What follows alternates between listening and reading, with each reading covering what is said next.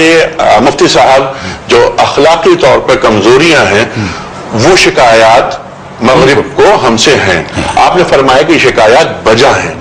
اگر ہم اس کینوس کو بڑا کر لیں, مغرب کو ہم سے جو 3 بڑی شکایات ہیں اس میں یہ کہ ہم جہاد کی بات کرتے ہیں.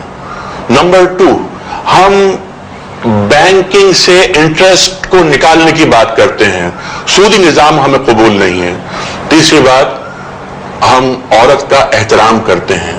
وہ آزادی نسواں کے نام پر عورت کو گھر سے باہر نکال دینا چاہتا ہے. وہ یہ چاہتا ہے کہ مسلمان اس کام میں ان کی راہ میں رکاوٹ نہ ڈالیں. اس تعلق سے آپ کیا فرمائیں گے؟ میں سمجھتا ہوں کہ پہلا جو ڈر ان کو ہے اسلام سے وہ جہاد کے حوالے سے ہے, اور در حقیقت یہ ڈر ایک مصنوعی ڈر ہے جو پیدا کیا گیا ہے. مغربی میڈیا نے اور مغربی حکومتوں نے, بعض مغربی حکومتوں نے اپنے سیاسی مقاصد حاصل کرنے کے لیے اور عالم اسلام پر اپنی چودراہٹ جمانے کے لیے اور اپنے استعماری حربے آزمانے کے لیے اسلام کے خلاف جہاد کا ایک خوفناک تصور پیش کیا. عوام کے سامنے یہ بات لائی گئی کہ بس اسلام جہاد کے نام پر کافروں کو کے قتل عام کا حکم دیتا ہے کہ جو مسلمان نہ ہو اس کو مار دو اور جیلوں میں ڈالو ان کو, اور ان کے کوئی حقوق نہیں. جہاد قتل و غارت گری اور دہشت گردی ہی کا دوسرا نام ہے. یہ ایک تصور دیا گیا جہاد کے خلاف, اور یہ بھی کہ دنیا میں اسلام تلوار کے زور سے زبردستی پھیلایا گیا, اور اسلام میں جہاد کو جو مشروع کیا گیا اس کا مقصد بھی یہ تھا کہ لوگوں کو زبردستی مسلمان بنایا جائے. یہ ایک پروپیگنڈا ہے. اس پروپیگنڈا کا بہت کھل کر جواب امت کے ماہر علماء نے اور دانشوروں نے, تاریخ کے ماہرین نے, سیاست کے میدان میں کام کرنے والوں نے کتابی شکل میں, تقریروں کی شکل میں, مفصل اور مدلل انداز میں دیا. یہ مسئلہ 200 سال سے چل رہا تھا اور اس میں کوئی کسر نہیں چھوڑی. خود ہمارے بزرگوں میں سے متعدد بزرگوں نے اس پر مستقل, بعض نے تو کتابیں لکھی اور بعض نے اپنی کتابوں میں مستقل ابواب قائم کر کے اس مسئلے کو واضح کیا کہ اسلام تلوار کے زور سے نہیں پھیلا, نہ اسلام کو اس واسطے رکھا گیا تھا کہ لوگوں کو زبردست مسلمان بنایا جائے. ٹھیک ہے, لیکن مفتی صاحب یہاں پر جو ہماری جہادی تنظیمیں رہیں انہوں نے مغرب کو کچھ کہنے کے لیے مواد بھی تو فراہم کیا. اس میں کچھ تفصیل ہے. باقی جہاد کر رہی تھی روس کے خلاف. میں نے ان لوگوں کو بہت قریب سے دیکھا. اس وقت ان کا اخلاق و کردار نمایاں طور پر مسلمان کا کردار بن گیا تھا. میں نے ان کو جہاد کے مورچوں میں بھی دیکھا, جہاد کے کیمپوں میں بھی دیکھا, ان کی تنظیموں کے اندر بھی دیکھا, ٹریننگ سینٹروں میں بھی دیکھا, ان سے باتیں بھی کی, ان کے ساتھ رہنا بھی ہوا. میں محسوس کرتا تھا کہ جہاد کی جو ایک مقدس کیفیت ہوتی ہے اللہ نے ان کے اخلاق و کردار پر وہ پیدا کی تھی.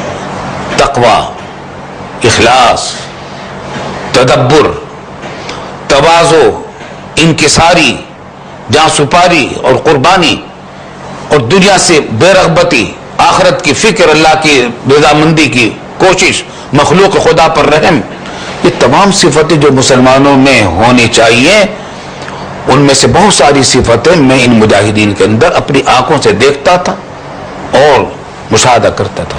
یہ جہاد کی برکات تھی کیونکہ وہ حقیقی جہاد ہو رہا تھا. پھر یہ جہاد کی برکات اور یہ فیوز کیسے دور ہو گئے؟ بس یہ کہ جب جہاد سے یہ ہٹ گئے, جہاد ختم ہو گیا, روس کو شکست فاش دے دی, جہاد جب ختم ہو گیا تنظیمیں باقی رہ گئی. اب ان کے پاس کوئی ہدف باقی نہیں رہا جہاد کے لیے, کوئی ایسا واضح ہدف موجود نہیں تھا. اب ان کو یہ چاہیے تھا, یہاں اگر ہماری قیادت ہوتی کہ اب ان کو کہا تھا کہ دیکھو یہ کام اب وہاں ختم ہو گیا, اب تمہاری کچھ یہ کام ہے, یہ کرنے کے کام ہے, ضرورت اس بات کی تھی کہ جو خلا ہوا تھا دنیا کے اندر سے ایک سپر طاقت کے ہٹنے سے، اس خلا کو مسلم ممالک پورا کرتے. گویا روس کے زوال کے بعد یہی جہادی تنظیمیں جنہوں نے امریکہ کے مقاصد کو پورا کرنے کے لیے ایک کردار ادا کیا، وہی جہادی تنظیمیں اب امریکہ کے نظام کے خلاف ہو گئیں اور امریکہ کو اب ان سے نمٹنا پڑ رہا ہے. ہوا یوں ہے کہ امریکہ نے روسی فوجوں کے افغانستان سے نکلنے کے ساتھ ساتھ ہی فوراً عالم اسلام کے خلاف جارحانہ کارروائیاں شروع کی، اور سینئر بش نے خلیج پر میں اپنی فوجیں اتارنے کا ایک ہیلا بنایا، صدام کو استعمال کیا، اور حرمین شریفین کے علاقے میں اور سب علاقوں میں اپنی فوجیں اتارنے کا ایک بہانہ بنایا. اس سے جہادی تنظیموں میں ایک اشتعال پیدا ہوا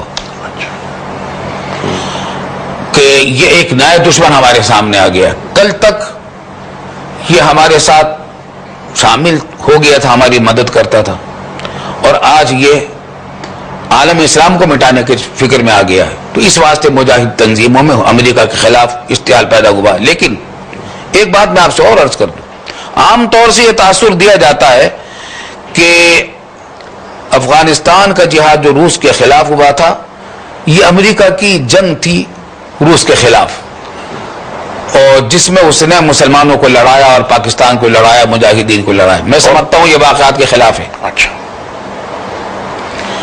روس آیا تھا افغانستان میں اس لیے کہ روس کو پامال کر کے اور قبضہ کر کے وہ پاکستان کے بلوچستان کے ساحلوں کو استعمال کرے اور گرم پانیوں کو استعمال کر سکے، کیونکہ اس کے بعد دور دور تک ادھر سمندر نہیں تھا. تو جتنے وسط ایشیا کے ممالک تھے سمندر سے محروم تھے، تو یہ سمندر کو استعمال کر کے مشرق وسطی تک اپنی رسائی کا راستہ بنانا چاہتا تھا.